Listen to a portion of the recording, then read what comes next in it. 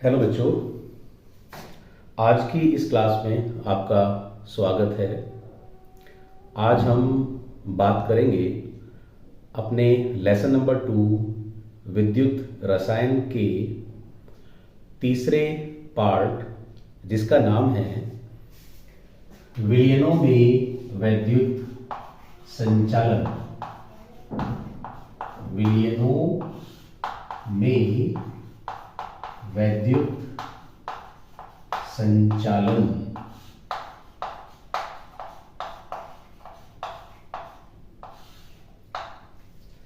देखिए बच्चों, किसी भी विद्युत अपघट्य के विलयन में धातुओं की तरह विद्युत का चालन नहीं होता।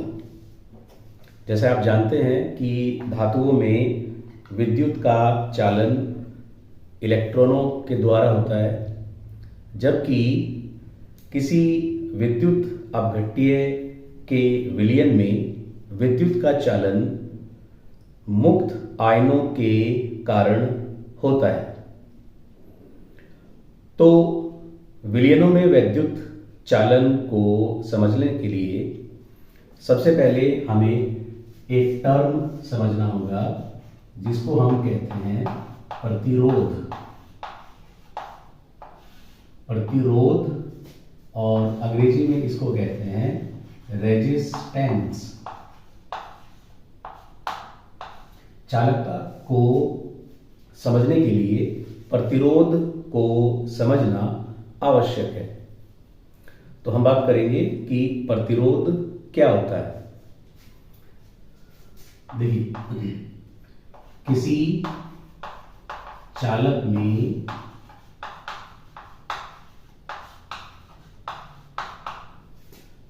विद्युत धारा के प्रवाह में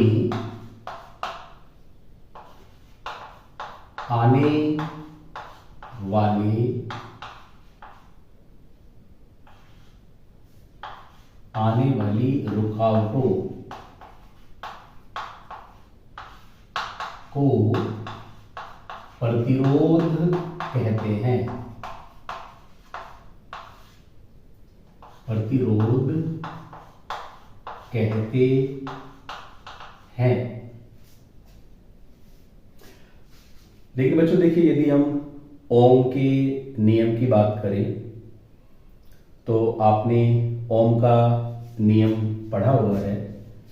V upon I is equal R, अर्थात चालक के विभवांतर व चालक में बहने वाली विद्युत धारा के अनुपात को प्रतिरोध कहते हैं।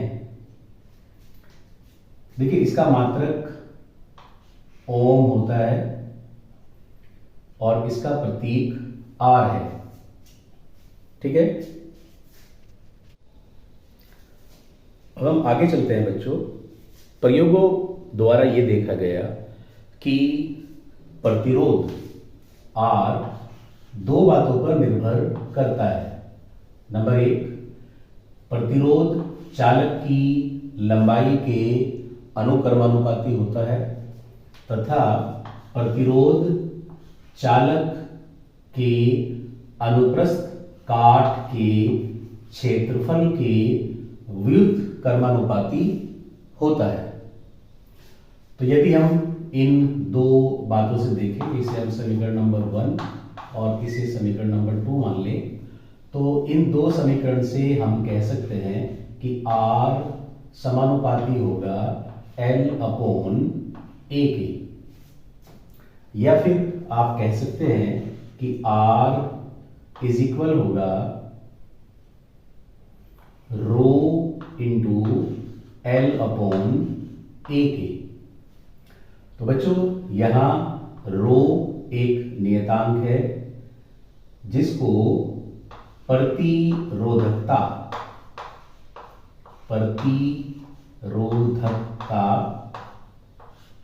या विशिष्ट प्रतिरोध कहते हैं। विशिष्ट प्रतिरोध। तो आप देख सकते हैं इस रिलेशन से रो इज इक्वल होगा R इंटू ए अपॉन एल। आपको पता है कि R का मात्रक ओम है, एरिया का मात्रक मीटर स्क्वायर या सेंटीमीटर स्क्वायर होगा, और लंबाई का मात्रक मीटर या सेंटीमीटर होगा। तो इस तरह से आप कह सकते हैं कि इसका मात्रक ओम सेंटीमीटर या ओम मीटर है। तो देखिए बच्चों, हमने पहले बात की प्रतिरोध की, फिर हमने बात की प्रतिरोधकता के बारे में, प्रतिरोधकता और विशिष्ट प्रतिरोध। चलिए अब हम आगे बात करेंगे।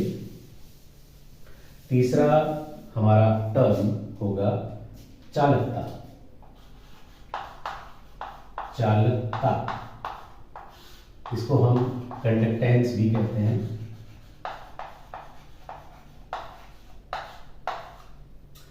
देखिए, चालकता को हम ऐसे परिभाषित कर सकते हैं, प्रतिरोध।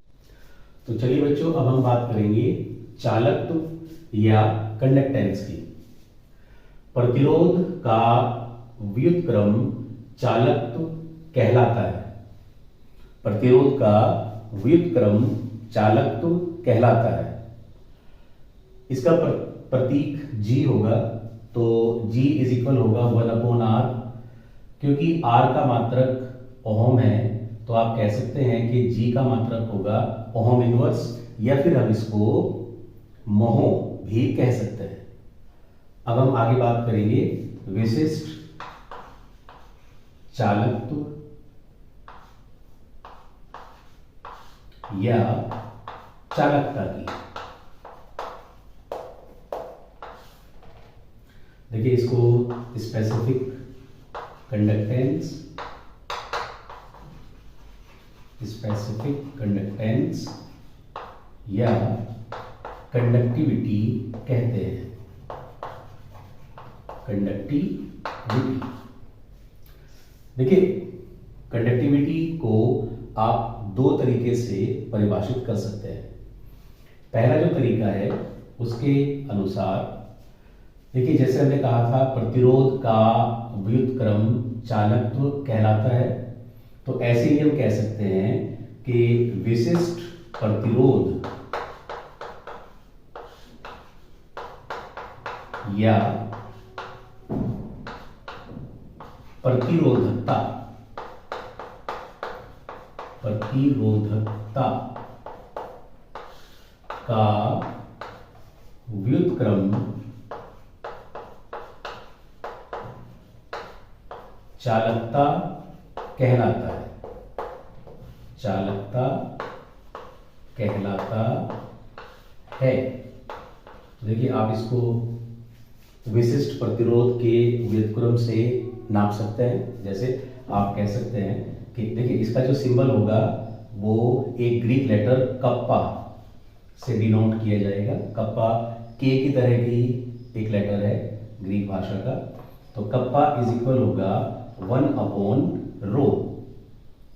अब देखिए, अभी हमने रो के बारे में क्या बताया था कि रो इज इक्वल होता है RA/L के। तो आप ये भी कह सकते हैं कि kappa is equal L/A into R। Kappa is equal L/A into R। देखिए, इससे हम कप्पा ज्ञात कर सकते हैं, L/A इंटू R। ये हमारे पास कप्पा का सूत्र आ गया। अब देखिए, जो कप्पा है इसका मात्रक आप कैसे बना सकते हैं। जो लंबाई है इसका मात्रक सेंटीमीटर होगा, एरिया का मात्रक सेंटीमीटर स्क्वायर होगा, और प्रतिरोध का मात्रक ओम होगा। तो सेंटीमीटर से स्क्वायर आपने कैंसिल कर दिया, तो कप्पा का मात्रक क्या बन जाएगा, ओम इनवर्स, ये ऊपर जाकर के इनवर्स हो जाएगा, और सेंटीमीटर इनवर्स, ओम इनवर्स और सेंटीमीटर इनवर्स। इसी को आप सीमेंस या एस से भी डिनोट कर देते हैं।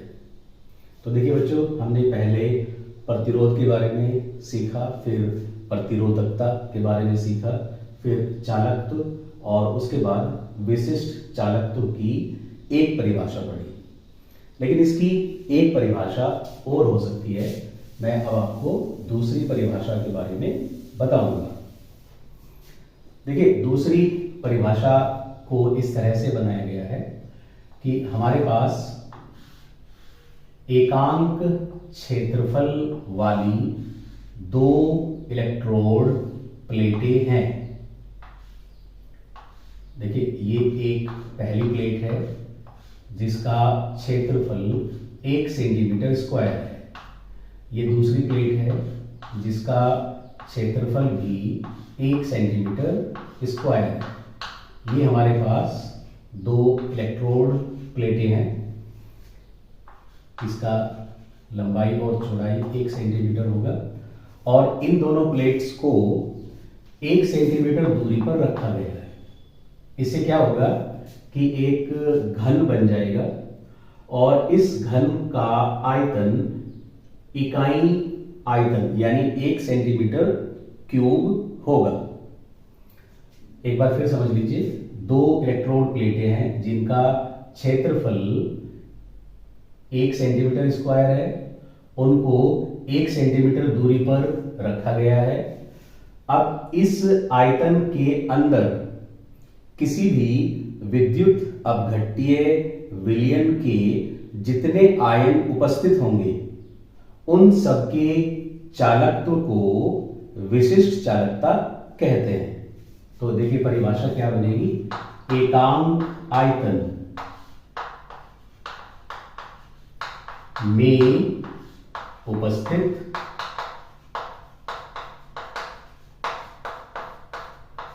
आयनों के चालकत्व को चालकता या विशिष्ट चालकत्व कहते हैं। विशिष्ट चालकत्व कहते हैं। तो देखिए, आप इस तरह से इसकी दो परिभाषा दे सकते हैं। तो यदि आपके बोर्ड एग्जाम में परिभाषा लिखने के लिए आए तो आप इस वाली परिभाषा को प्रीफर करेंगे। एकांक आयतन में उपस्थित आयनों के चालकत्व को चालकता या विशिष्ट चालकता कहते हैं। तो क्या आपको ये भी बात समझ में आई? तो चलिए, अब हम आगे बात करते हैं। अब हम परिभाषा देंगे मोलर चालकता की। मोलर चालकता, देखिए बच्चों, ये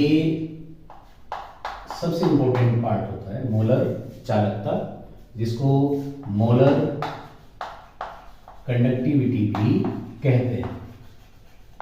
मोलर कंडक्टिविटी, इसको मोलर कंडक्टिविटी भी कहा जाता है।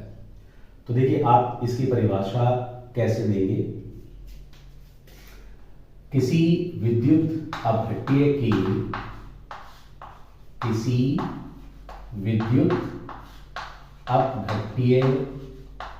के एक मोल को V मिलीलीटर आयतन में घोलकर बने विलयन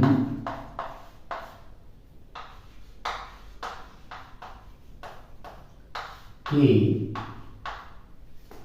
आयनों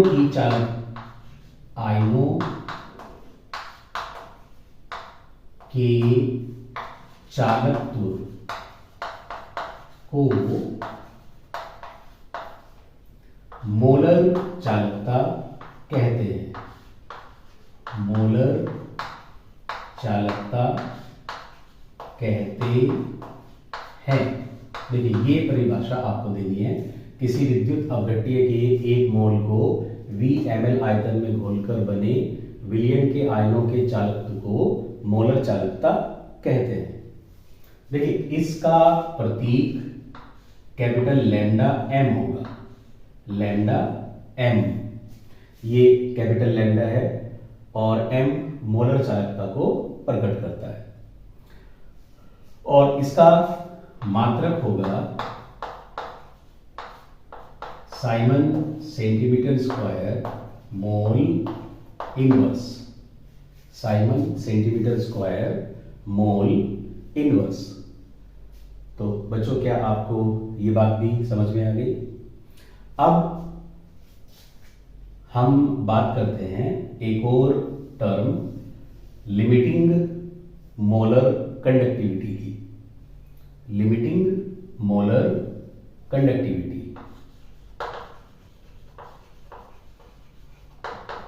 लिमिटिंग मोलर कंडक्टिविटी।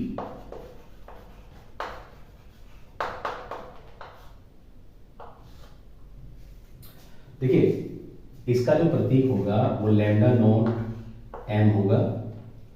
और आप इसको कैसे परिभाषित करेंगे? अनंत तनुता, अनंत तनुता। देखिए अनंत तनुता का मतलब है कि शून्य सांद्रता, शून्य सांद्रता। अनंत तनुता पर किसी विद्युत अपघट्य विलयन, विद्युत अपघट्य विलयन के आयनों की, के आयनों की मोलर चालकता, मोलर चालकता लिमिटिंग मोलर कंडक्टिविटी कहलाती है।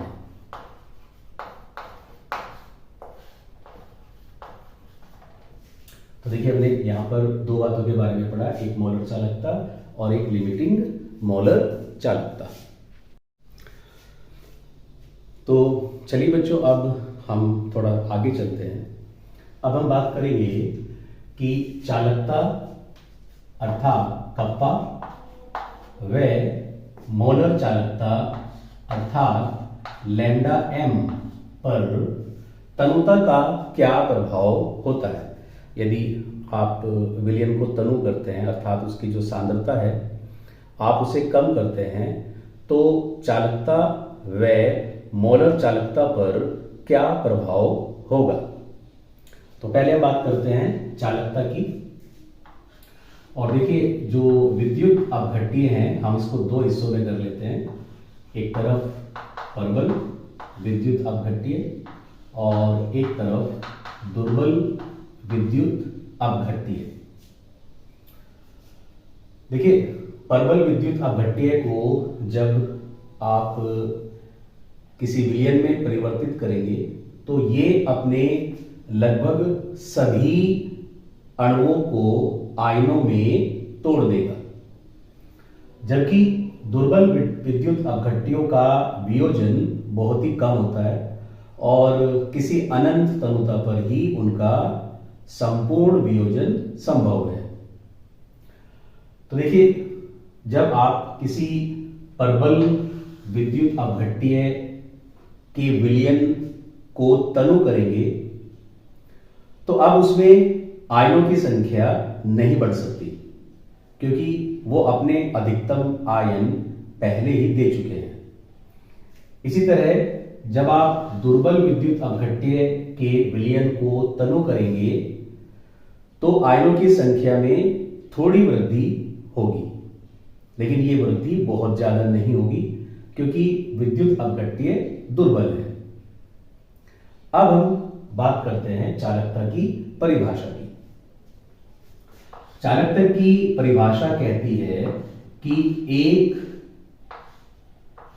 इकाई आयतन में जितने आयन होंगे उनकी चालकता को उनके चालकत्व को चालकता या विशिष्ट चालकत्व कहा जाएगा।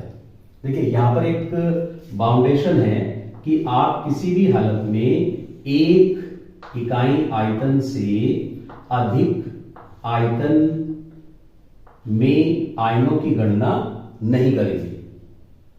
तो बच्चों जरा समझिए कि यदि मैंने एक परबल विद्युत अपघट्य लिया और उसको इकाई आयतन में तनु कर दिया, घोल दिया, और उसके बाद मैंने उसका जो आयतन है इसको दोबारा फिर तनु करके आयतन को 2 इकाई कर दिया।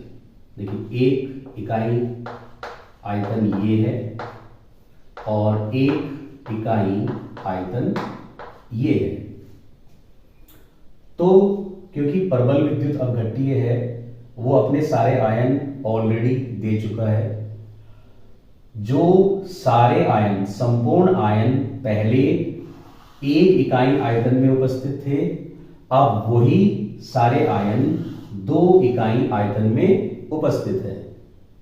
आप समझ सकते हैं कि जब आयतन 2 इकाई हो गया तो एक इकाई आयतन में आने वाले आयनों की संख्या आधी रह जाएगी। इसी प्रकार यदि मैं इसका आयतन फिर बढ़ा देता हूं और इस बार मैं इसको 3 इकाई कर देता हूं, तो जो संपूर्ण आयन पहले 1 इकाई आयतन में फिर 2 इकाई आयतन में उपस्थित थे, अब वो ही सभी 3 इकाई आयतन में उपस्थित होंगे।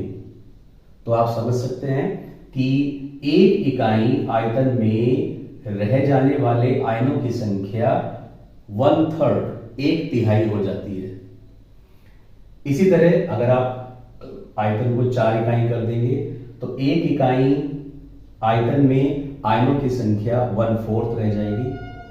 तो इससे हमें यह समझने को मिला कि किसी परबल विद्युत अपघट्य की तनुता जब हम बढ़ाएंगे तो कप्पा का मान घट जाएगा।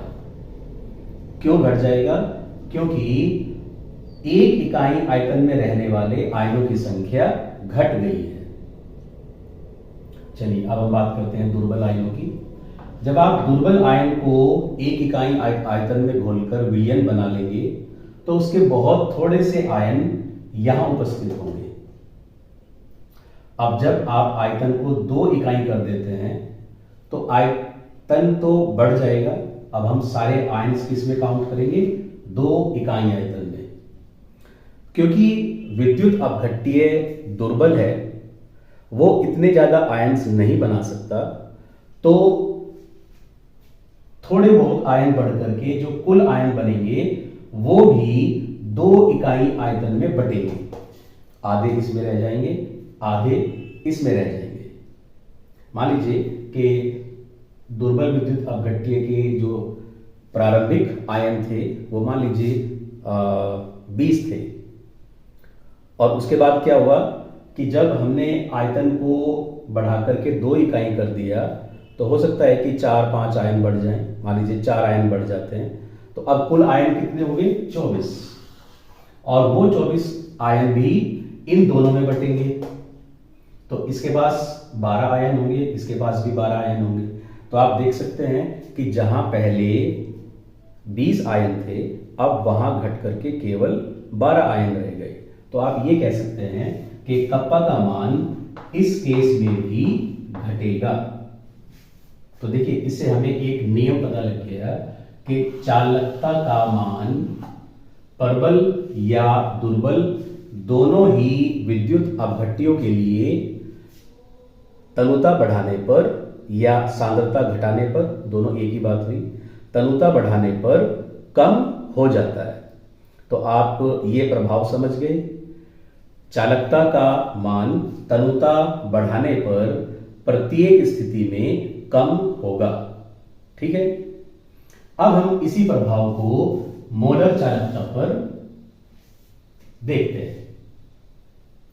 देखिए, चालकता के विपरीत मोलर चालकता में आयनों को संपूर्ण आयतन में देखा जाता है। जो संपूर्ण आयतन होगा उसमें देखा जाएगा। यहां पर ऐसी कोई शर्त नहीं है कि हमें सिर्फ एक इकाई आयतन देखना है। तो यहां भी हम दो केस बना लेते हैं, एक प्रबल विद्युत अपघट्य और एक दुर्बल विद्युत अपघट्य। ठीक है। अब देखिए, जो प्रबल विद्युत अपघट्य है, जब आप इसको एक इकाई आयतन में एक मोल घोल करके विलयन बनाओगे तो ये अपने सारे आयन दे चुका होगा। अब अगर आप इसका आयतन बढ़ा भी देते हैं तो आयनों की संख्या नहीं बढ़ेगी, क्योंकि वो अपने सारे आयन पहले ही दे चुका है। बात आप समझ रहे हैं। लेकिन देखिए, यहां अब एक बात आएगी कि जो आयन पहले केवल एक इकाई आयतन में घूमते थे, अब उनका आयतन बढ़ गया। अब वो दो इकाई आयतन में घूमने के लिए स्वतंत्र हैं। देखिए, हो तो यहां पर भी ऐसे ही रहा था, लेकिन यहां हमारे पास कंडीशन थी कि हम सिर्फ एक इकाई में जितने आयन हैं उन्हीं को काउंट करेंगे। यहां क्या है कि आपको पूरे आयतन में आयन काउंट करने हैं। तो देखिए, अभी हमने देखा कि नंबर ऑफ आयन्स तो नहीं बढ़े, लेकिन उन जो पहले से ही मौजूद आयन्स हैं उनको गति करने के लिए पहले से ज्यादा स्थान मिल जाता है। तो इसका प्रभाव क्या होगा कि वो थोड़ा बहुत ज्यादा गति करेंगे, जिसके कारण उनकी मोलर चालकता में बहुत ही थोड़ी सी वृद्धि हो सकती है। बहुत ही थोड़ी सी, कोई बहुत ज्यादा वृद्धि नहीं होगी, क्योंकि नंबर ऑफ आयन्स तो उतने ही हैं, उनमें तो कोई परिवर्तन नहीं होगा। सिर्फ उनको गति करने के लिए थोड़ा स्पेस ज्यादा मिला, तो उसकी वजह से थोड़ी बहुत वृद्धि हो सकती है। अब यही बात अगर आप किसी दुर्बल विद्युत अपघट्य के लिए करते हैं तो यहां बहुत बड़ा परिवर्तन आएगा। देखिए, जब आप एक इकाई आयतन में दुर्बल विद्युत अपघट्य का एक मोल घोलकर विलयन बनाओगे और उसके बाद आयतन को आप बढ़ा करके दो इकाई कर दोगे, तो भले ही एक आयन बढ़ा हो, अगर हम ये मान के चलें कि सिर्फ एक ही आयन बढ़ा, लेकिन वो संपूर्ण आयतन में बढ़ा हुआ है। जैसे हमने पहले संपूर्ण आयतन में देखा था, तो यहां भी हमें संपूर्ण आयतन में ही देखना है। तो अगर एक आयन भी बढ़ जाता है तो इसका मतलब हुआ कि मोलर चालकता में वृद्धि होगी। तो देखिए बच्चों, मैं आपको दोबारा से सारी बात बता देता हूं कि चालकता का मान प्रबल व दुर्बल दोनों ही अपघट्यों के लिए तनुता बढ़ाने पर घटता है, जबकि मोलर चालकता का मान तनुता बढ़ाने पर दोनों ही केसेस में बढ़ता है। अब देखिए, जो प्रबल विद्युत अपघट्य हैं, इनके लिए जो सांद्रता और मोलर चालकता के बीच का संबंध है वो आप एक समीकरण से दे सकते हैं। Lambda m is equal lambda naught m minus a into under root c। देखिए, लैम्डा m के बारे में आप जानते हैं कि ये मोलर चालकता है। लैम्डा नॉट m मैंने आपको बताया था कि लिमिटिंग मोलर कंडक्टिविटी या फिर जो सीमांत मोलर चालकता है वो ये है। a एक नियतांक है और c सांद्रता है, c कंसंट्रेशन है। ठीक है। तो अब यदि आप इस समीकरण को देखेंगे तो ये एक सीधी रेखा की समीकरण है। तो आप किसी प्रबल विद्युत अपघट्य के लिए सीमांत मोलर चालकता का मान एक ग्राफ के द्वारा निकाल सकते हैं। आप इसमें यहाँ कंसंट्रेशन और यहाँ लैम्डा m का मान पुटअप करेंगे। तो मान लीजिए हमारे पास एक परबल विद्युत अपघट्य है, जैसे कि KCl है। तो क्योंकि ये एक परबल विद्युत अपघट्य है, तो इसके लिए जैसे जैसे आप सांद्रता का मान कम करेंगे, अर्थात तनुता बढ़ाएंगे, तो इसकी जो मोलर चालकता है इसमें कोई खास वृद्धि नहीं होगी। ये लगभग आपको एक स्ट्रेट लाइन जैसा ही दिखाई देगा। अब इसका कारण क्या है? क्योंकि जो नंबर ऑफ आयंस हैं वो तो इंक्रीज नहीं होते, केवल स्पेस बढ़ जाने से उनकी थोड़ी बहुत गति बढ़ जाती है, इसके कारण ऐसा होता है। तो यदि आप इसका ग्राफ देखेंगे तो आपको ये लगभग एक सीधी लाइन जैसा ही दिखाई देगा, लगभग एक सीधी लाइन जैसा ही आपको दिखाई देगा। तो अब क्योंकि लगभग ये एक सीधी लाइन है, तो यदि हम इसको एक्स्ट्रा प्लॉट कर दें सीधी लाइन को, तो आपको जीरो सांद्रता पर अर्थात अनंत तनुता पर लैम्डा m का मान मिल जाएगा। और मैंने आपको बताया था कि इसे हम क्या कहते हैं? सीमांत मोलर चालकता या लिमिटिंग मोलर कंडक्टिविटी। तो देखिए बच्चों, जो परबल विद्युत अपघट्य हैं इनके लिए सीमांत मोलर चालकता का मान आप कंडक्टेंस कंसंट्रेशन कर्व से पता लगा सकते हैं। लेकिन यदि यही बात हम किसी दुर्बल विद्युत अपघट्य के लिए देखें, देखिए ये एक दुर्बल विद्युत अपघट्य है, तो जैसे जैसे आप सांद्रता का मान कम करेंगे, मोलर चालकता का मान बढ़ने लगेगा, क्योंकि नंबर ऑफ आयंस बढ़ेंगे। लेकिन जैसे जैसे हम जीरो सांद्रता के नजदीक आएंगे, तो ये कर्व एक सीधी लाइन के रूप में चलता हुआ दिखाई देगा। देखिए आप देख सकते हैं कि जो पहले ऊपर की तरफ कर्व जा रहा था, जीरो सांद्रता के नजदीक ये समांतर चलने लगता है y एक्सिस के। इसका अर्थ ये हुआ कि हम लैम्डा नॉट m का मान कभी भी ज्ञात नहीं कर पाएंगे, क्योंकि ये जो मान है ये कभी किसी अनंत तनुता पर जाकर के इस एक्सिस से मिलेगा। तो क्योंकि अनंत तनुता तक हम पहुंच ही नहीं पाएंगे, तो इससे हमें ये पता लगा कि दुर्बल विद्युत अपघट्य के लिए सीमांत मोलर चालकता का मान सांद्रता और मोलर चालकता के बीच बनाए गए ग्राफ से ज्ञात नहीं कर सकते। और इसी के लिए मैंने आपको बताया हुआ है मैंने टॉपिक आपको पहले, कोलराश लॉ। तो आपको किसी दुर्बल विद्युत अपघट्य के लिए लैम्डा नॉट m का मान कोलराश लॉ से ज्ञात करना पड़ेगा। तो देखिए बच्चों, आज की इस वीडियो में मैंने आपको कुछ परिभाषाएं बताई जो एग्ज़ाम के लिए इम्पोर्टेंट होती हैं, बोर्ड एग्ज़ाम में अक्सर आ जाती हैं। तो आप इनको याद कीजिए और फिर इससे आगे का जो टॉपिक है कोलराश लॉ, उसको समझने के लिए आप मेरी वीडियो जो मैंने पहले से अपलोड की हुई है आप उसे देखिए। धन्यवाद।